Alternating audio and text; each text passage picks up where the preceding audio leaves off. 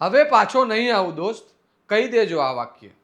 આ વાક્ય તમે ગઈકાલથી સોશિયલ મીડિયા અને સમાચાર માધ્યમોમાં સાંભળી રહ્યા છો. સાથે જ કેટલા વિચલિત કરતા દ્રશ્યો પણ જોઈ રહ્યા છો કે રેલવે સ્ટેશન પર ખૂબ જ ભીડ છે અને પોલીસ તેમના પર લાઠીચાર્જ કરી રહી છે.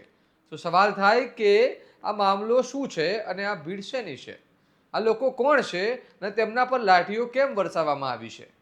ત્યારે આનો જવાબ એ છે કે પરપ્રાંતીય મજૂરો જે સુરતના ઉધનાથી પોતાના વતન જઈ રહ્યા હતા તેમના પર પોલીસના લાઠીચાર્જના દ્રશ્યો ખૂબ જ ભયાનક અને વિચલિત કરનારા છે.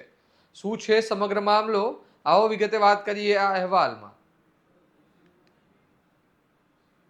નમસ્કાર, હું છું ચિરાગ વર્ષાબેન. આપ જોઈ રહ્યા છો સ્વમાન. તમારા શહેરને સ્વચ્છ રાખતા, નાનું મોટું કામ કરતા, કાળી મજૂરી કરતા પરપ્રાંતીય મજૂરો ભારતના દરેક ખૂણામાં મજૂરી અર્થે જાય છે અને તેમની સાથે કેવો વ્યવહાર થાય છે તેના કેટલાય ઉદાહરણો આપણે ભૂતકાળમાં જોઈ ચૂક્યા છે. ત્યારે સુરતના ઉધના રેલવે સ્ટેશનના કેટલાક વિડીયો સોશિયલ મીડિયામાં વાયરલ થઈ રહ્યા છે, જેમાં એક મોટું ટોળું રેલવે સ્ટેશન પર પહોંચ્યું છે અને પોલીસ તેમના પર લાઠીચાર્જ કરી રહી છે. પણ કેમ? એવું શું થયું કે પોલીસને આમ કરવું પડ્યું, જેની દેશભરમાં હાલ ટીકા થઈ રહી છે? તો વેકેશન, લગ્નગાળો અને ગેસના સિલિન્ડરની અછતના કારણે સુરતના વિવિધ વિસ્તારોમાં કામ કરતા યુપી અને બિહારના મજૂરો પોતાના વતન જઈ રહ્યા હતા. ત્યારે એક ટ્રેનમાં 6000થી વધુ લોકો ઘૂસવાનો પ્રયાસ કરી રહ્યા હતા, કારણ કે તેમના વતન જવા જોઈએ એટલી ટ્રેન હોતી નથી. ત્યારે ધક્કામુક્કી જેવી સ્થિતિ સર્જાઈ અને પોલીસે લાઠીચાર્જ કરવો પડ્યો, જેમાં મજૂરો દોડાદોડી કરી રહ્યા હતા. આ ગંભીર ઘટનામાં કેટલાક એવી બાબતો પણ સામે આવી છે જે તંત્ર પર ગંભીર સવાલ ઊભા કરે છે. જેમ કે રેલવે સ્ટેશનમાં પાણીની સુવિધા જ હતી નહીં, જેના કારણે લોકો પાણીથી વંચિત રહ્યા અને કેટલાક લોકો બેહોશ પણ થયા. સાથે જ ટ્રેનની અછત તે દેશ માટે ખૂબ જ મોટી સમસ્યા છે અને આ મામલે રેલવે વિભાગે ધ્યાન લેવું જરૂરી છે. ત્યારે ગુજરાત કોંગ્રેસના પ્રમુખ અમિત ચાવડાએ આ મામલે તંત્ર પર અને ભાજપ પર પ્રહાર કરતા કહ્યું કે સુરત રાજ્યના નાયબ મુખ્યમંત્રી, ગૃહમંત્રીનું મત વિસ્તાર છે અને તેઓ ત્યાંના સ્થાનિક હોવા છતાં સુરતમાં વર્ષોથી કામ કરતા મજૂરો પર આવો જુલમ થયો તે અયોગ્ય છે. સાથે જ તેમણે ભાજપ પર પ્રહાર કરતા કહ્યું કે ટ્રિપલ એન્જિન સરકાર હોવા છતાં ભાજપ આવી સમસ્યાઓનું સમાધાન કરવામાં નિષ્ફળ ગઈ છે. આ તેનું જીવંત ઉદાહરણ છે. સાંભળો અમિત ચાવડા શું કહી રહ્યા છે. गुजरात में ट्रिपल इंजन सरकार है। कॉरपोरेशन में भी भाजपा का शासन, स्टेट गवर्नमेंट भी भाजपा की और दिल्ली में भी गुजरात के प्राइम मिनिस्टर है। फिर भी सूरत सिटी, जिसमें पूरे देश से के अलग अलग प्रांत से लोग यहाँ आके बसे हैं और सूरत का जो भी विकास हुआ है, जो इकोनॉमी है, उसमें उनका बड़ा रोल है।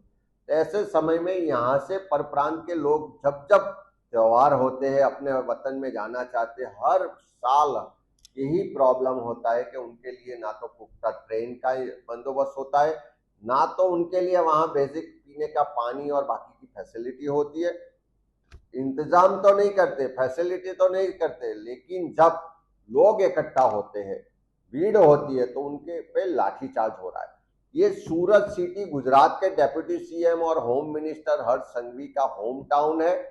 उनके होम टाउन में हर साल यही पर प्रांत के लोगों पे लाठीचार्ज भी करवाते हैं, उन पे जुल्म भी होता है, उनको पीने का पानी भी नहीं मिलता है। घंटों तक ट्रेन की वेट करते करते बहुत ही परेशानी झेलनी पड़ती है।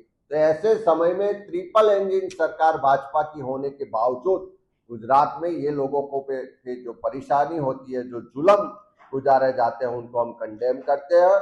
उनको पुख्ता ट्रेन की फैसिलिटी मिलनी चाहिए, ट्रेन की फ्रिक्वेंसी बढ़नी चाहिए और उनको पूरी फैसिलिटी देनी चाहिए। और जिन लोगों ने लाठीचार्ज किया है, जुल्म किया है, उसकी इंक्वायरी करके उस पर एक्शन होने चाहिए। गुजरात में ट्रिपल इंजन सरकार है। कॉर्पोरेट આ સમગ્ર મામલે પશ્ચિમ રેલવે મુજબ 21,000 કરતાં વધુ લોકોને ટ્રેનમાં રવાના કરવામાં આવ્યા છે અને હાલ સ્થિતિમાં કાબૂમાં હોવાનું જણાવવામાં આવ્યું છે.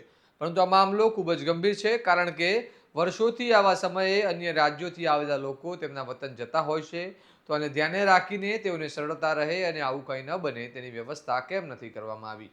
શું મજૂર હોવું ગુનો છે? શું આવું અધિકારીઓ કે નેતાઓ જોડે થાય છે? હવે જોવાનું રહ્યું આગળ આવા મામલે તંત્ર શું પૂર્વ આયોજન કરે છે અને આ મામલે તમારું શું માનવું છે? અમને કમેન્ટમાં જણાવો. અને આ પ્રકારના વિશ્લેષણવાળા સમાચાર માટે સ્વમાનને લાઇક, શેર અને સબસ્ક્રાઇબ કરવાનું ભૂલતા નહીં. નમસ્કાર.